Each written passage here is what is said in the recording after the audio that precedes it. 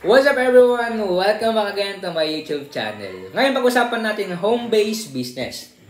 Naghahanap ka ng home-based business idea na pwede mo simulan dito sa Pilipinas.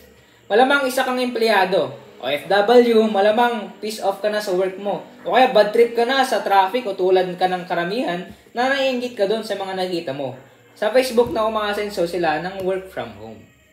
O kaya home-based business sila. At gusto mo din na ganun din kasi relax at komportable yung buhay. Kaya ikaw, hanap ka ng hanap ngayon sa Facebook, sa Google, ng mga business idea na pwede mong gawin din sa bahay para tulad din nila na di ka na lalabas at relax ka na. Ako, ganyan din yung gusto ko dati. Yung nasa bahay ka lang kasi may business ka. Kasi, totoo rin naman. Okay. Mas maganda talaga yung ganun. Kasama pa yung family mo. Pero syempre, okay, medyo struggle. Okay? So, balik tayo sa kwento. Napakwenta ako. Okay? Ngayong generation natin ngayon, ang dami kong nakikitang home-based option sa Facebook, sa Google, mga freelancers, mga nagtatrabaho sa bahay, mga nagtatrabaho habang namamasyal, mga nagtatrabaho habang nalilibot ang mundo. Okay? Panigurado kung nababasa mo yon, manginggit ka kasi parang ang saya at madali para sa'yo maging isang home-based. Okay? Kaya ikaw, iisip ka ngayon ng pwedeng inegosyo. Sa panahon natin ngayon, maraming libreng ideas na ang makukuha natin is sa internet at yun ang nagiging problema. Kasi ang dami nating options, kaya nakakalito na kung anong business idea ba ang gagawin mo. Sa pag-home base, dapat tama yung dahilan mo.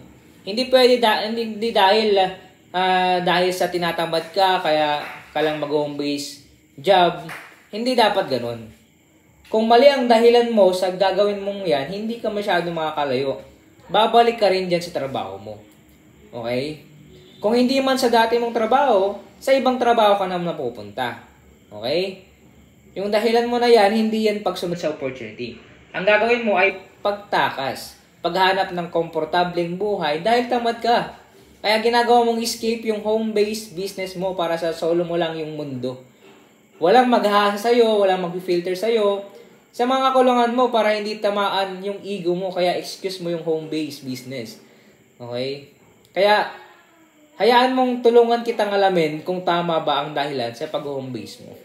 Okay? Totoo po yan. Kapag wala kasing nagtatama sa'yo, hindi ka mag-grow as a best person. Okay?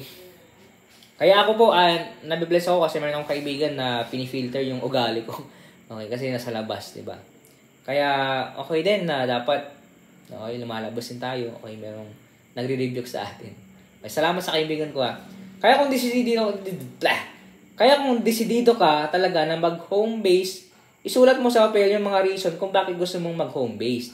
Kasi ikaw meron kang dissenting trabaho, pero handa mo iwan yon dahil sa gusto mong mag-home base, ay dapat mo pag-isipan kung tama yung decision mo ba na gagawin.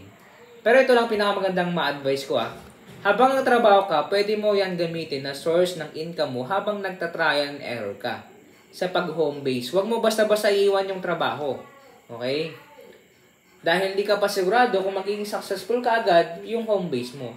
Isa pa dapat sa alisin, okay, na dapat mong gawin ay yung lahat ng mga sumasagabal sa oras mo. Yung pag-internet mo buong araw, pangnood ng mga walang kwentang bagay, dapat maalis mo yun. Kailangan lahat ng oras gamitin, okay? Gamitin natin sa katuturan, wag sayangin ng isang araw na wala kang magagawa. Kaya trabaho lang yung kailangan. Yun yung sabi nila trabaho lang Kasi ibibigay din ng Panginoon yung tagumpay na kailangan mo. Basta, ipakita lang natin na deserving tayo.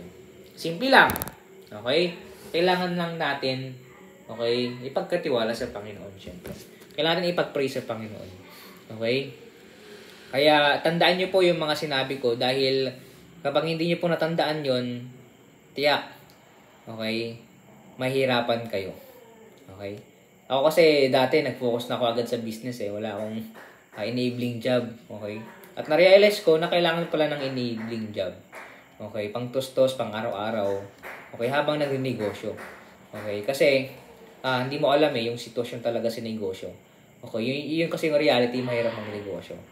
Okay, kaya kung mag-home based job ka, kung gusto mo mag-home based business, kailangan pagsabayin mo muna. Tapos paunti-unti hanggang yung business mo is enabling job mo na. Doon ka ulit mag-business. Kaya expect mo na yung magiging fall down, ha? Okay, kaya salamat sa panonood. Dito ako para po sabihin sa inyo yung mga kapalpakan ko sa pagninegosyo. At magbigay ng information at marinig nyo ito. Okay, sana naging blessing po ito. At see you po on my next vlog. Okay, ang susunod kong tatalakayin is all about fishing supply business naman.